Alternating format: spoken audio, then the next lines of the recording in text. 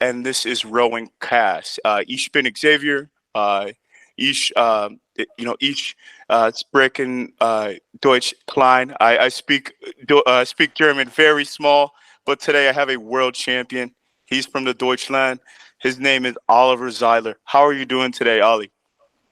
Hey there, thanks for having me. And yeah, I'm doing good. Thank you very much. So, Ollie, we're going to talk about, all your accomplishments, how you got into the sport of rowing. But we're going to start off with two questions from younger athletes that have some questions from you. The first one is coming from Julian Ballestry from Dallas United Crew. His question for you, Ollie, is what was your first 2K when you started rowing? So when I started rowing, I started pretty late with rowing, obviously. My first 2K was for sure under 6 minutes. And a few weeks later, I did a competition, and it was 5:52, I think. It was German championships on the Erg. And this was my first outing in rowing. So, Ollie, when did you start rowing? What age were you? I was 19 to 20, so fairly late. And what did you do before rowing? Before I started rowing, I was a swimmer. So I started in the age of 6 or 7 years with swimming. In between, I also started basketball. But at some point, I needed to decide in what direction I want to go, if I want to go to basketball or more to swimming. And at that point, I was much more competitive in swimming. So I decided to go that way. And yeah, I stayed with swimming until 2016. I didn't make it to the Olympics. My teammates, most of them stopped swimming as well. So there was not the fun left. And the team was really missing. So I stopped swimming, and then I decided to do nothing for about a month. I didn't feel very well after this month. So I just went into our basement where we had a rowing machine, an erg, and tried to stay fit after work. And this is how I got into rowing. Nice. So when you were swimming, you had a rowing machine downstairs. Did you ever use the rowing machine as conditioning for swimming, or how did that work?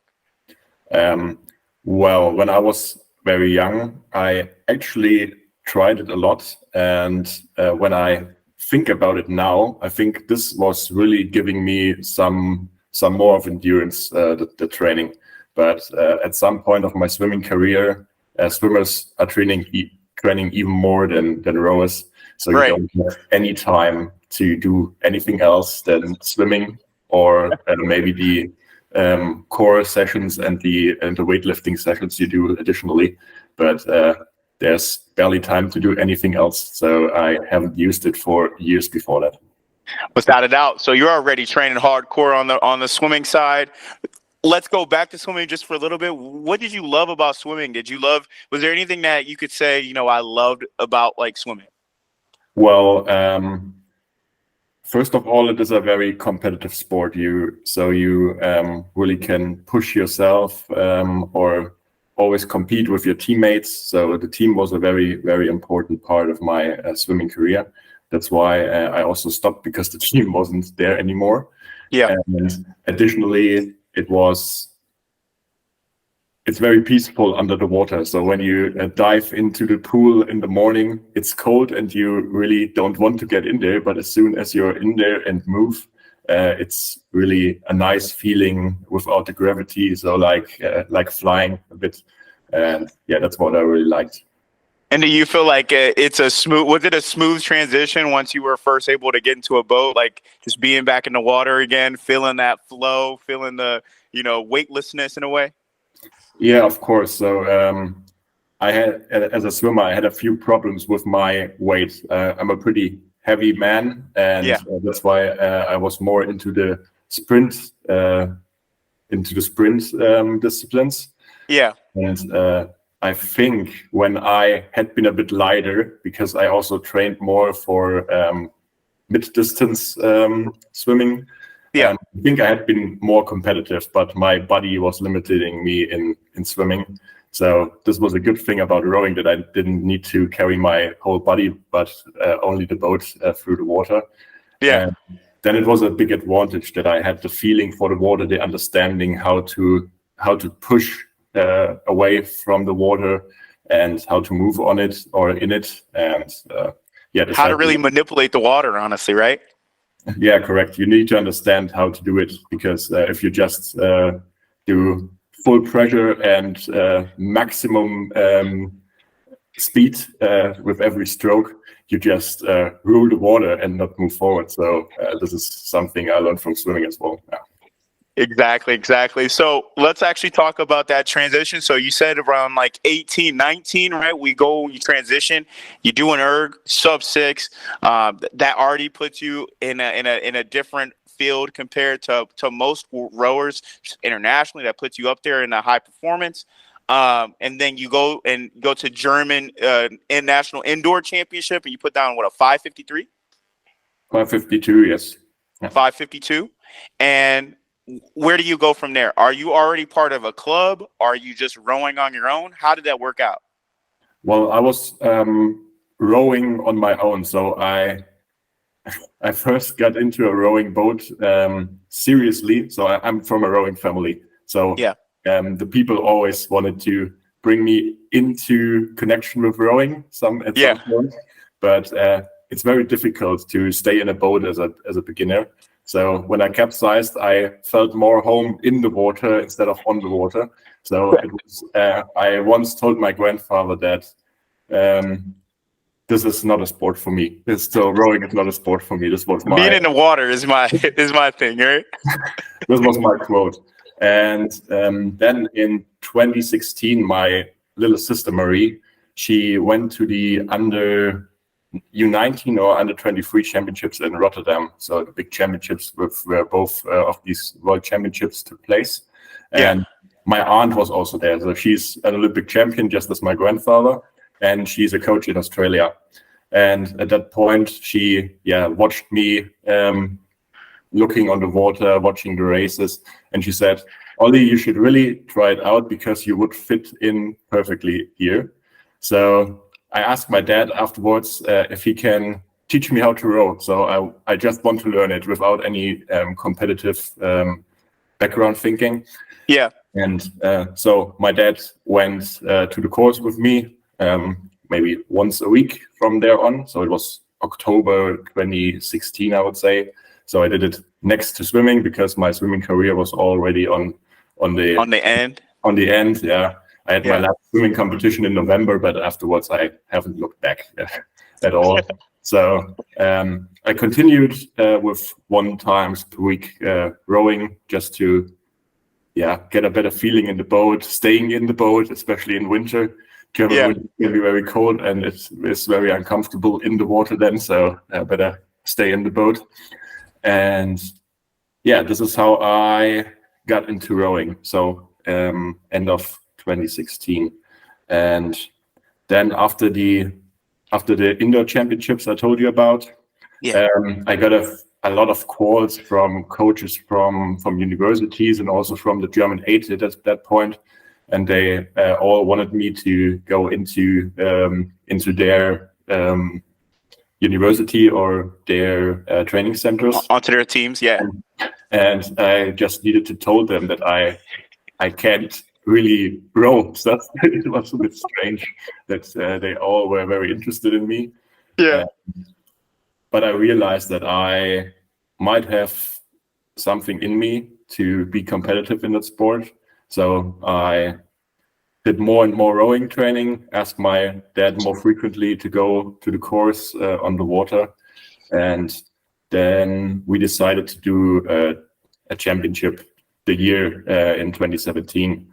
And we wanted to do the Bavarian State Championship, so a very small regatta. Oh, regatta, yeah. And then it was the case that the German championships in rowing for the U23 will take place in Munich at my home course. Yeah. So that's exciting.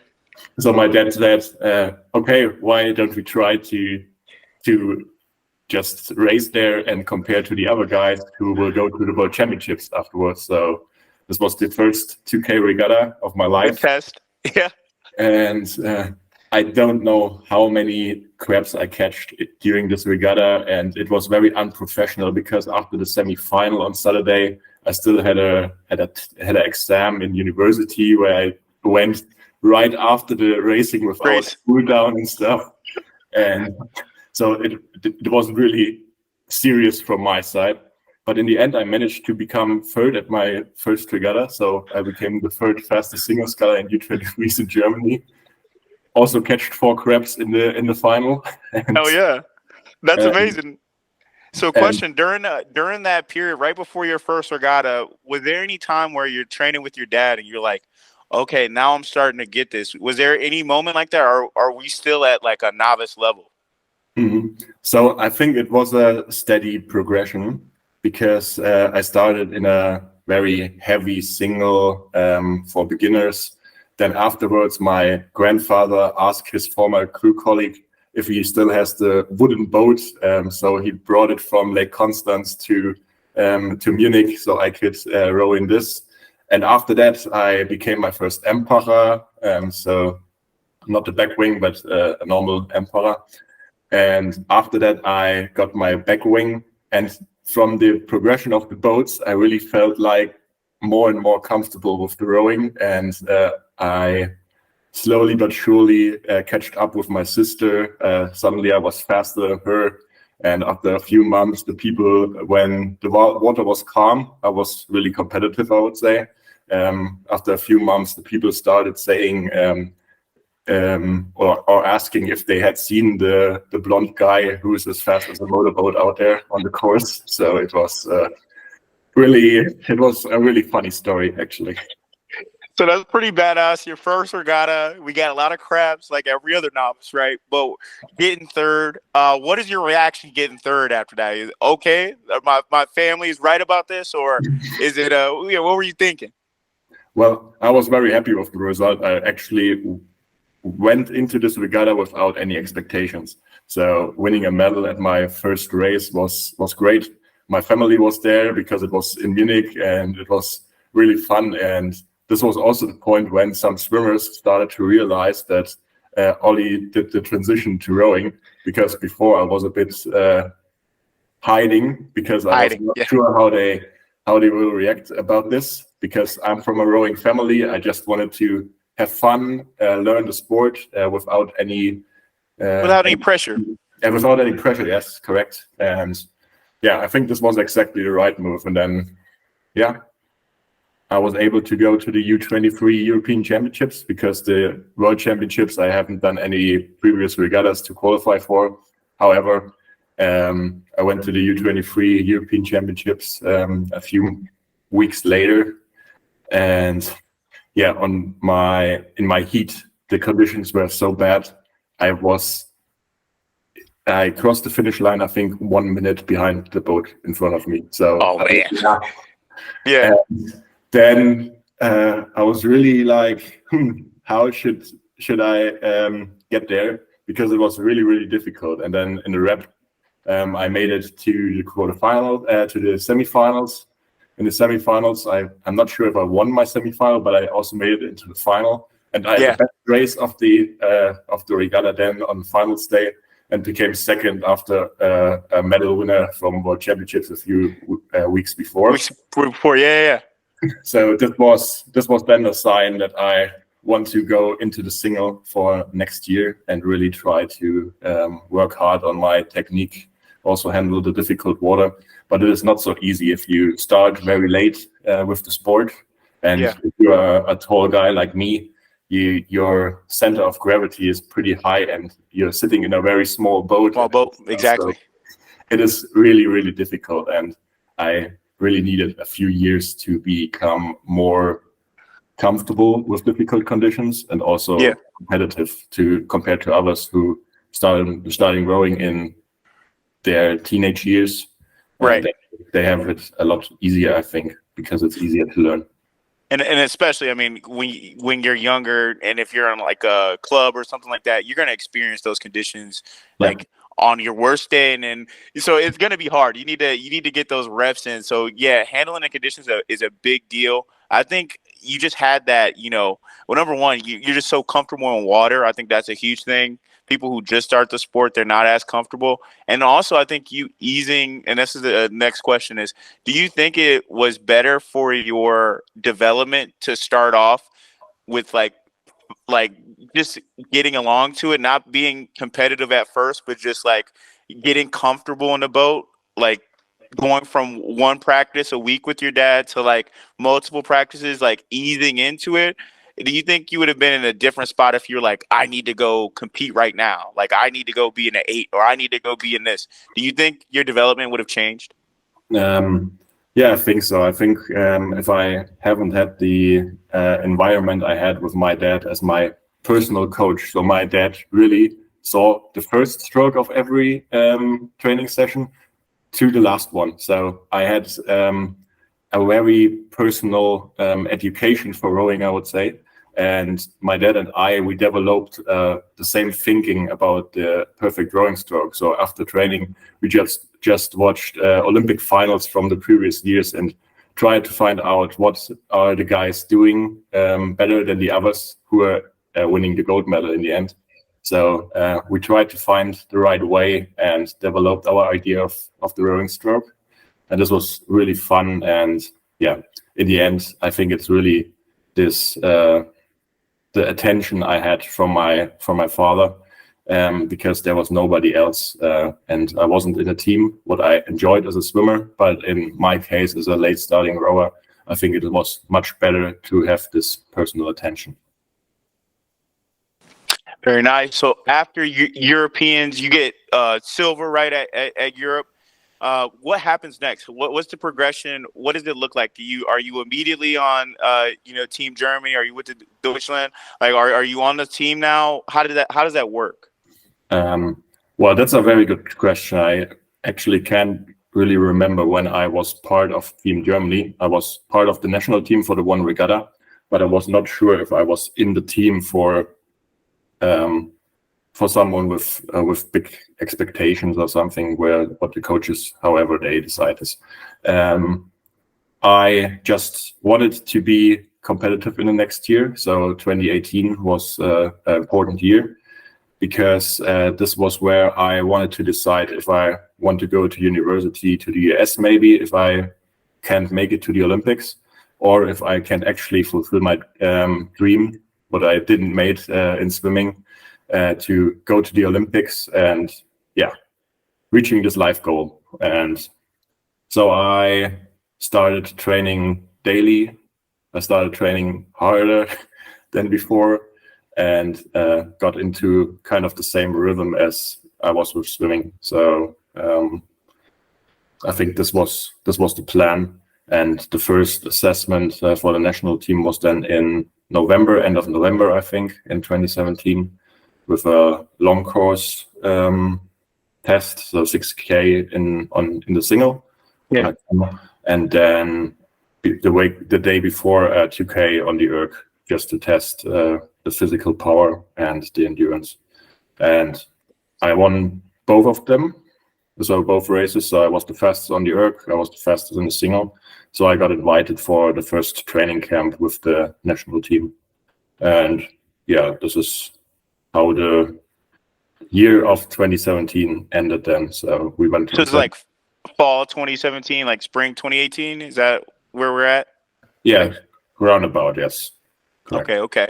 So, I mean, you've already know what it's like to train on a high performance level for like years, like, right, 12 years or so, right, doing it in swimming. Now you've gotten comfortable in the boat and you're putting in that same effort and the results are starting to show. What was it like already going to or being part of a dominant team like Team Germany? Well, it was hard to get in there because I was obviously a rookie and I was not a rower for their sense, I would say, because I started very late. At first I was only a big erg and nothing else. I needed to learn how to move the boat. So it was difficult to get the respect for my performances. So really, it was not sure that I will become the chance to be the single, because there was Tim Olenaska at that point, who was at U19, U23 medal winner at the World Championships. So I think Germany already had their single scholar, and I really needed to get into there, because I wanted to stay in Munich. I work and study here still, so it was not an option to go into a training camp. I wanted to do the single or go to a university. This was my plan, and yeah, this was how the story went on and on. Then I always needed to prove myself and show good performances to be considered in the team.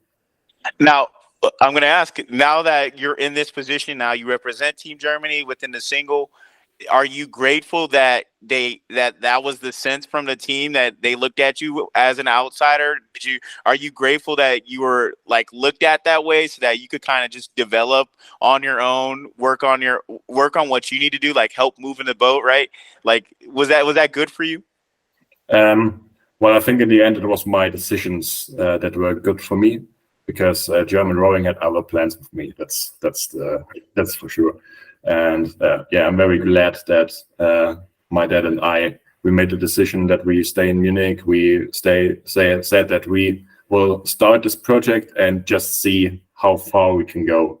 And at some point, I think in 2018 as well, it was so much more than we expected already. I think my first World Cup I rowed. Before that, we had a lot of argumentations with German rowing as well, because I wasn't the winner of the German small boat championships in that year. But I wanted to row the single at a World Cup, and the first World Cup in Belgrade was really a breakthrough for me, because I was fighting every race to get one round further. I think in the semi-final it was like 200ths of a second. I just made it into the final in third place. In front of Kjetil, who I'm racing today still. And then I was in the final, and my dad said before the race, you haven't been in front all the regatta yet. So you just try to give everything on the first 500, try to get in front, because this is what I want to see. And then at the end, the result doesn't matter. I just want to see you leading the field for a few strokes. That's what I did. And I think after 1,200 meters, I was still in front of Sinek, the world champion at that point, with a terrible technique. So if you watch this race, I'm still laughing about my technique at that point. It was crazy. And after the race, a lot of people came to me and said, wow, I watched this race and something magical happened there. And so I was sure that I'm right in this boat class, I'm right in the sport, and I want to push further. Oh man, that's amazing to hear. That's amazing to hear. Let's step back for a second. Let's talk about your family. So your family being a big rowing family, was there any reason to be like, oh, I'm going to do swimming because it's something different, like all my other family's doing it? Mm-hmm. I don't need to be a rower. Was there any like sense that you had like with that? Well, I started swimming very early. I think this was too early to get into a boat and break your back. This was the intention of my family. I think not sitting me into a rowing boat and just see what happens with 6-7 years.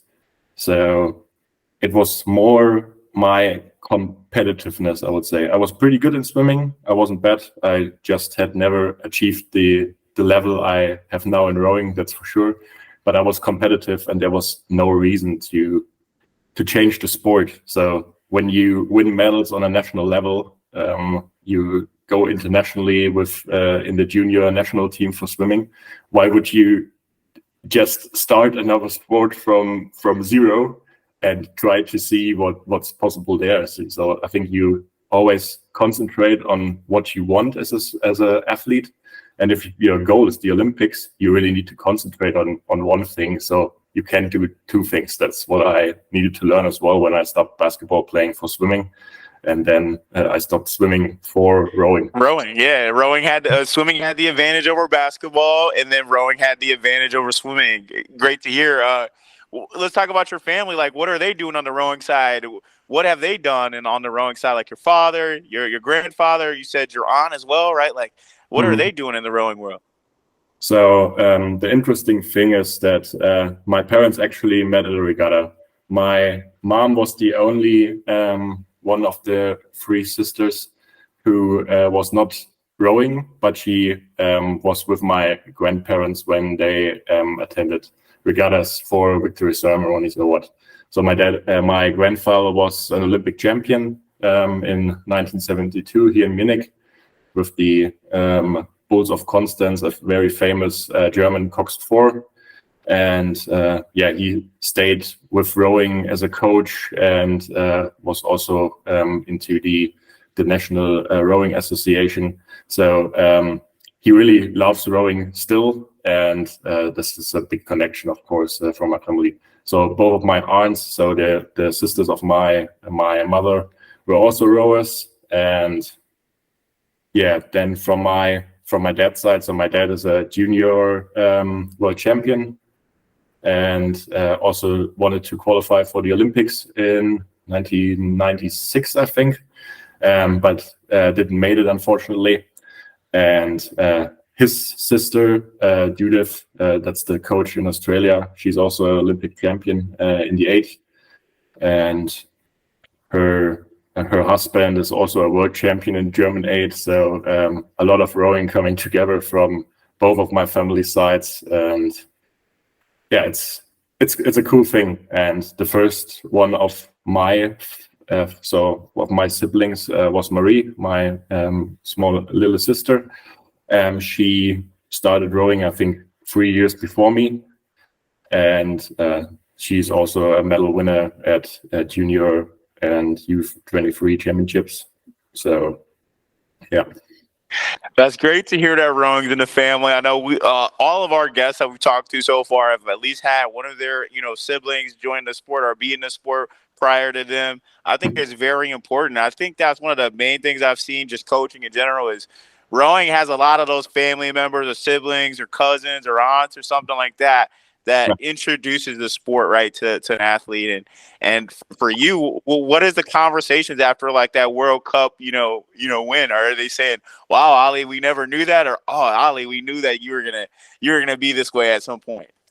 Well, I think they were all very surprised because my story is really like so fast pacing. It is unbelievable. So even I couldn't believe what I did there in such a short period of time.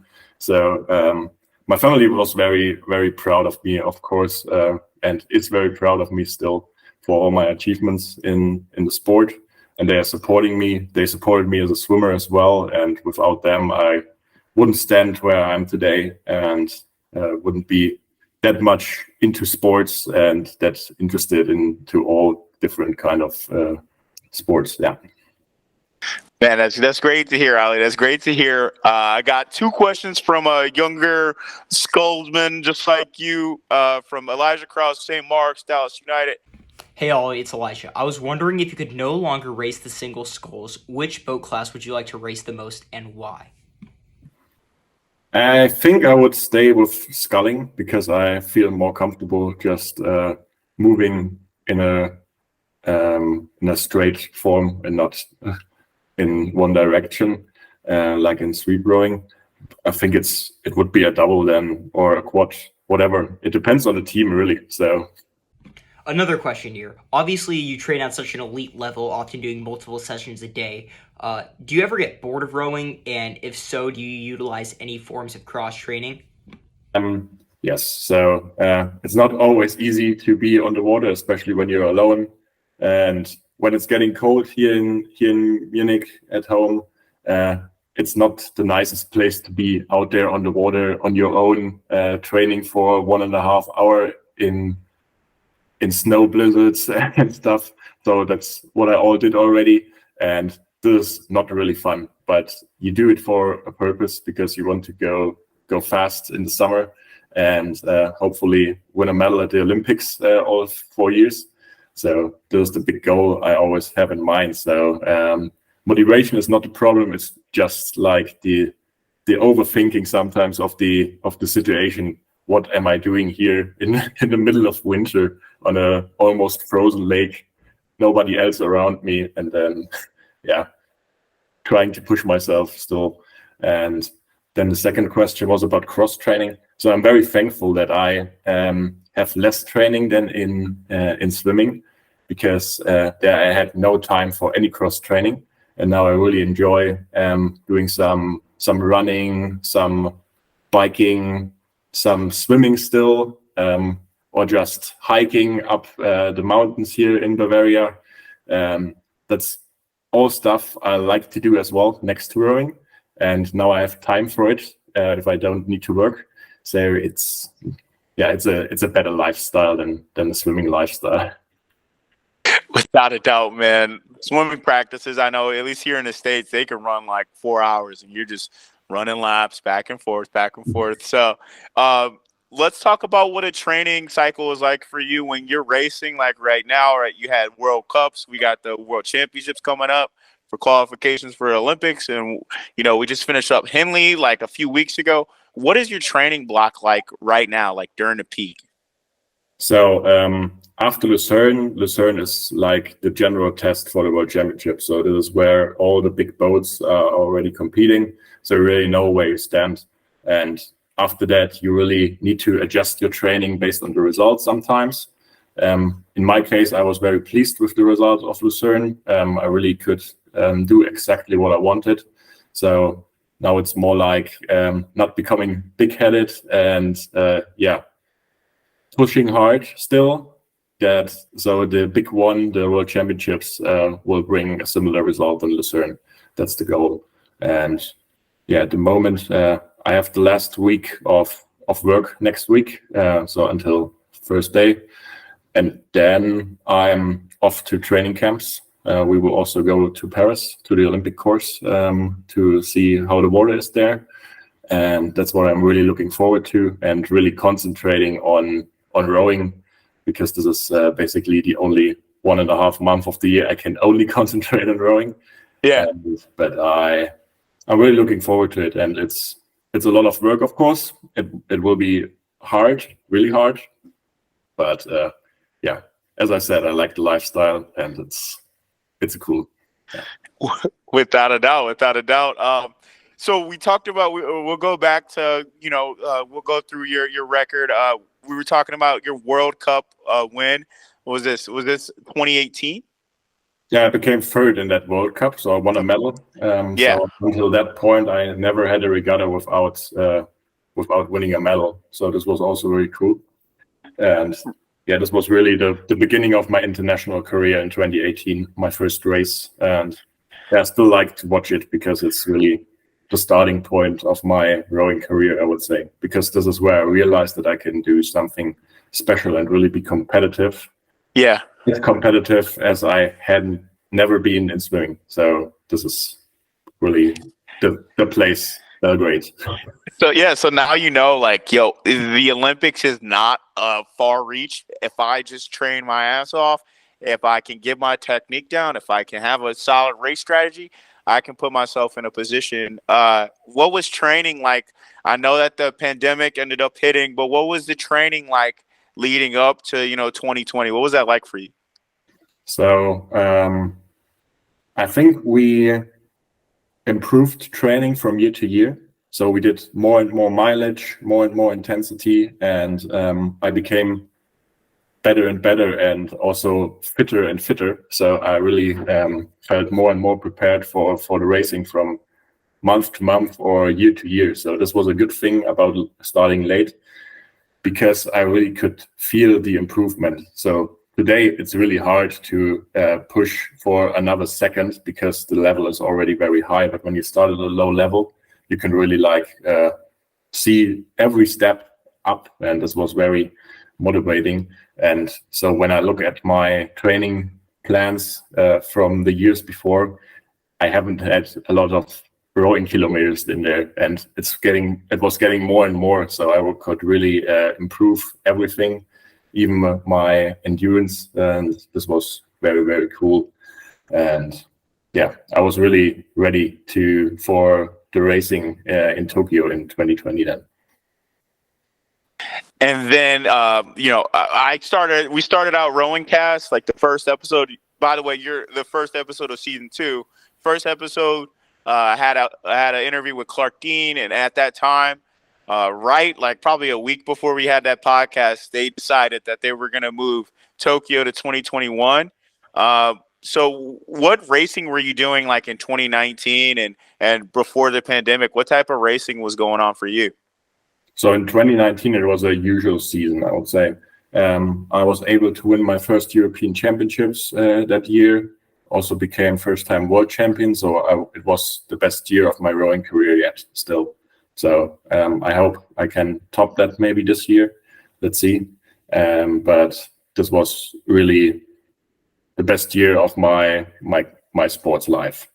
And so I went into preparation over the winter with a lot of confidence, with a lot of motivation, of course, for the Olympics.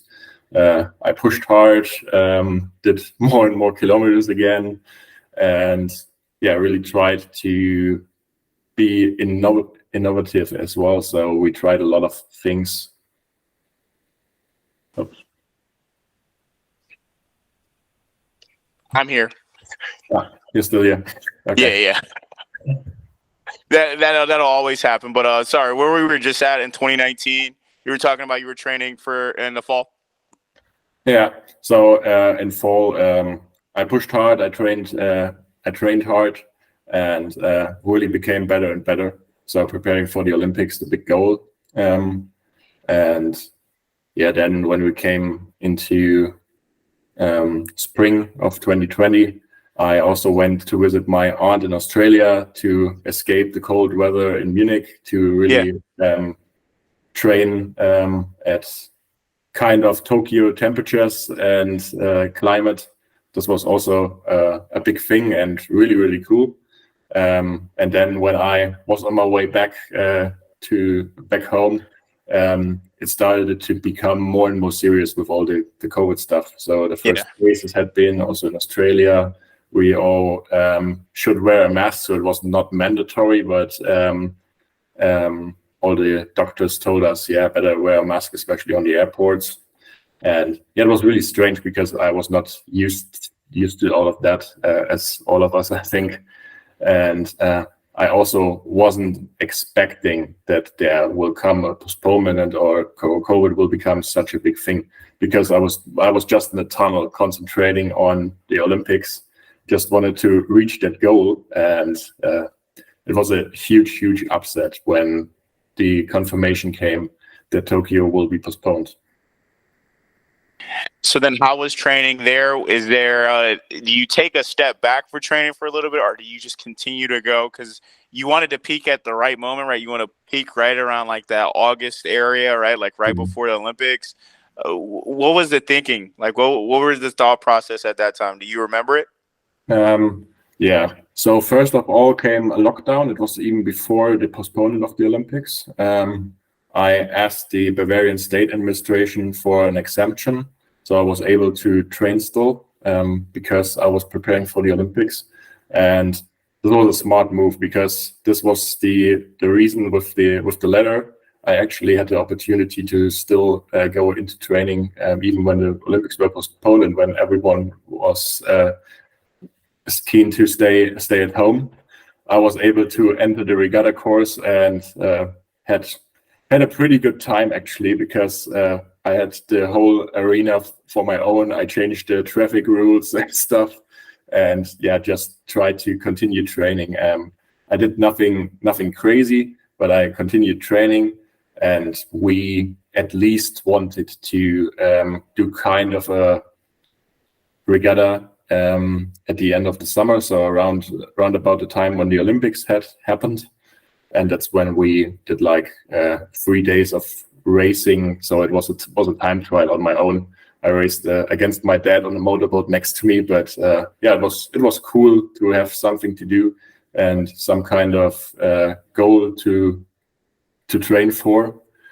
And yeah, then I did a usual summer break, 6 weeks after that, and then the preparation started again in 2021. Well, I think that's amazing that you guys are able to find that, get that slip so you could go you could go train on your course.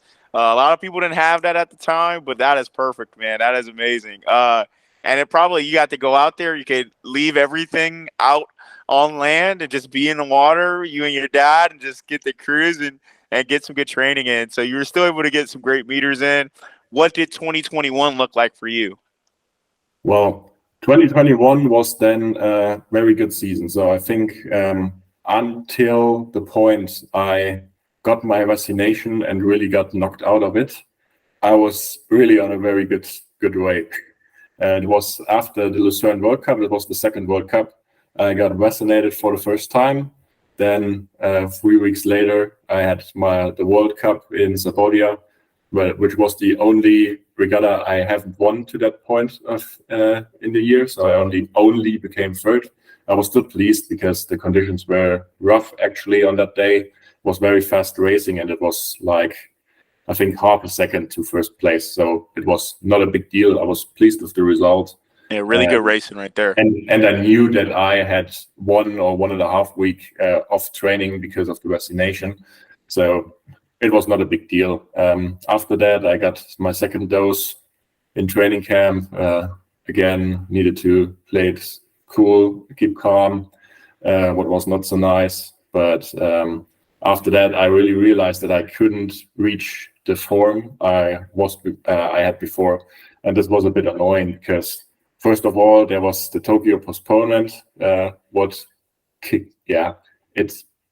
had no goal to reach for. This was my problem. So we kind of created this regatta thing, but this was of course not the same as the Tokyo Olympics. And then the vaccination was then the second part where COVID really hit me. And then last year, the final part where I finally got it, like everybody got it, just before the European Championships here at home. So it was really annoying. And yeah, when we go back to 2021 now, to the Tokyo Olympics, I had a good heat, a good quarterfinal, and then the regatta was a complete mess because there was a typhoon warning, so we weren't able to race. We were able to go on the water on that days, and the water was actually perfect. It was not unfair conditions or anything. So for 2 days, we weren't able to race because of a warning. And then when the winds really hit the Bay of Tokyo, we just needed to do our semifinals. And I think this had been the worst Olympic regatta ever from that point because the conditions were shit. You watched every race, in every race something happened where you just say, wow, that's the moment you think like, I trained for 5 years. So not even 4, but 5 years. You're the best of the world and still can't handle these conditions. You're like a medal favorite. It's not only me. It was a lot of other boats who struggled with the conditions. And I was just not very pleased with all that because it was a 3-day break in between a regatta. That's very unusual. And in the end, I became 4th in my semi-final. It really broke my heart at that point, and it was over then for me. Yeah, I understand that, and it sucks that is the time that this happens during you would never think that happens during the Olympics. The Olympics is the biggest stage for rowing, or is the biggest stage, happens every 4 years. You would think that, you have the best conditions. This is the best thing, but it looks like Mother Nature had the win on that one. So we get past the Olympics.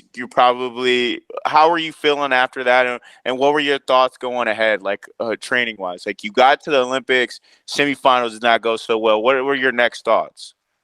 Well, I really first needed a break from rowing because, as I said, it really broke my heart in that semifinal. And afterwards, people smiling in my face who beat me, it was really the most terrible moments of my life.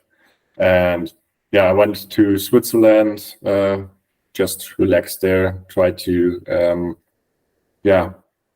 clear the head, and maybe. And then at some point, I visited a friend in Zurich, and he had a regatta on the Roadsay in Lucerne, my favorite regatta course, and I went there with him the day before he actually raced. So they had a preparation training there, and I was just waiting for them on the banks there. And this is where I realized that I want to come back to rowing, because I just love this place, and I had very good memories about Lucerne. And this was my final decision, that I want to attack once more and go for another Olympic cycle. So how long was that after the Olympics? Was this a month? Was this a few months? How long was that? I think it was around about 2 months. I think I was out of the rowing boat and wanted to have nothing to do with rowing at that point. So after, we get to see, you go to your favorite course, get to see Lucerne, you fall back in love. Is it when you get back home, do you get right into a single immediately? How does that process go? Like, I'm ready to sign up for another 4 years. Let's do it. What was the first step?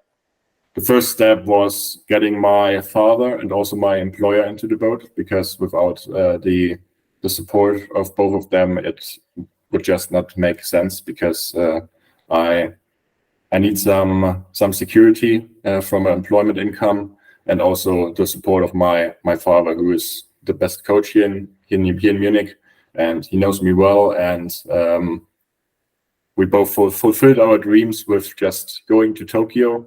But I think we both knew at that point that there's still an open bill that we want to equalize in Paris then. And then everybody agreed. Everybody was happy that I will not stop rowing, and so the journey began again. And it was not a project anymore. It was more like legacy, I think.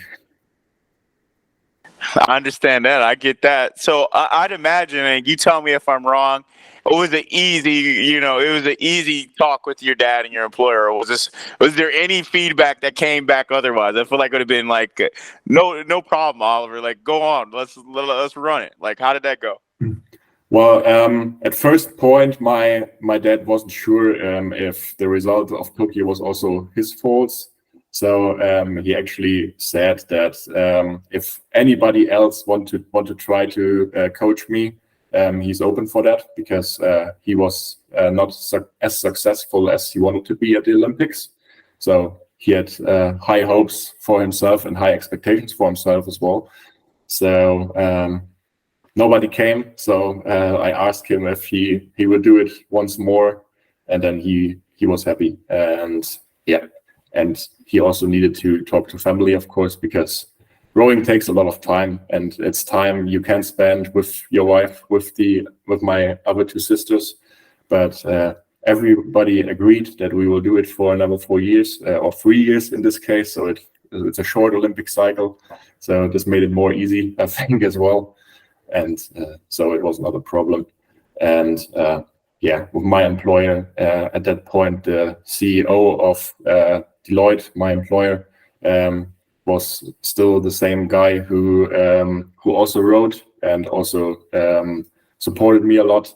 And he was like, "Yeah, we will do everything, and we will support you still." That's great to hear. So, you mentioned it. It's a bit of a shorter, cycle, a shorter Olympic cycle, but still the Olympic cycle. And you've been you're blazing after 22, 23.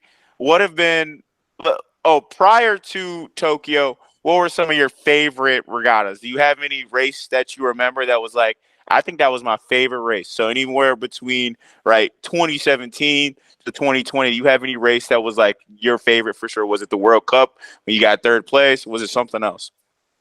Well, I think it's a selection of race. So one of my all-time favorites will always be the World Cup. I already told you about, because it's just a special race, and it really marks the beginning of my rowing career. And then I really love to race in Henley because it's very different to all the other regattas we have all year. Yeah. And Lucerne is always nice. Bled was also a nice place. It's just very rough water there, but it's cool to race on the nicest places on earth, I think. Yeah, right. And I think all the regattas of this year, 2023, internationally, have something special for me because I kind of found my easy going again, what I might have lost after Tokyo and also Europe, and I really found the importance of other things in life as well, next to rowing, and finding joy in other things as well. And this also made me more, less overthinking, I think, sometimes in rowing, because this was limiting me. And now it's like, I enjoy the regatta as much as the time after a regatta. And sometimes I would say that I still enjoyed it moments after a regatta more than racing it. That's good. That's good. And that just shows that, you're maturing as a rower, and, you're weathered now, right? You have bad experiences. Of course, it had to happen at the Olympics, but you got bad experiences. You got amazing experiences just off racing, and you're able to, all that is starting to come together. You're no longer this world-class novice, right? You're a seasoned world-class, like, Olympic level rower. What has the racing season been like the last 2 years? I mean, you've been ripping it. It really seems like you're starting to come to your own. How are you feeling, leading up to, to the next regatta? I think the next regatta, Belgrade World Championships, I'm very confident about that because the season, as you said, went pretty well for me until now. And Belgrade is also a nice course. I have good memories. And I'm just very lucky that I was able to develop in that pace the last years, and now I am actually where I want to be, I think.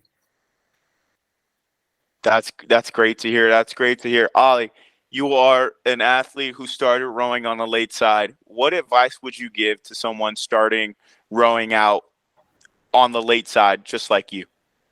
Well, if you start late, first of all, I'm a good proof that you can still become successful, even if there is a team, a very competitive team. You can still make it in there if you work hard, and also you shouldn't lose the fun in auto rowing, because this is the most important thing. If you don't have fun, you will not succeed in any sport. This was the case in swimming, and now also in rowing. The motivations are very different, so for me, but fun is the main thing, I guess, to keep. And just like in swimming, especially if you're doing a longer distance, like swim, like a 5K or so, it's doing a 2K in a single is a longer race. What type of race strategy or what type of advice would you give to young scullers getting into a 2K race? Well, just stick to your plan. Sometimes you really need to fly and die just to see where your limit is. And that's it. I think this is the best advice I could give, because in the end, if you can execute your race plan even under very high pressure, then you will be successful. And if you know how fast you can go, it's also an advantage, because then you might not die in the end. Ollie, it's been a pleasure. Ollie, if you have any last things that you want to say, I think I will ask you one more question, and that'll be off Deutsch, just because I need to practice a little. I didn't want to ask, Ollie, one question, but is there anything you want to say to the people? Well, I'm very happy that you have got such a big fan base and people who ask questions here on the podcast. It's really fun to make it a bit more interactive, and I really enjoyed it to being here. And now I'm looking forward to your German question. All right, Ollie. Was magst du gerne in deiner Freizeit? I will answer this in English. So the question was what I do in my spare time. I love meeting friends, doing some cross training, not really training, but like hiking, being in the nature, visiting lakes, having a dip in, and also traveling. So this is what I really like to do in my spare time. Ollie, it's been a pleasure, man. I've been trying for 3 years. Finally got it. I'm so very grateful to have you on the podcast. Hopefully, everything goes smooth for Belgrade, and then on. We're you got your sites. We're on to the sites of Paris, right? Paris 2024. Ollie, please don't be a stranger. Thank you for being on the podcast, man. Yeah, thank you very much. You can thank Sophia for making Yeah, this. thank you.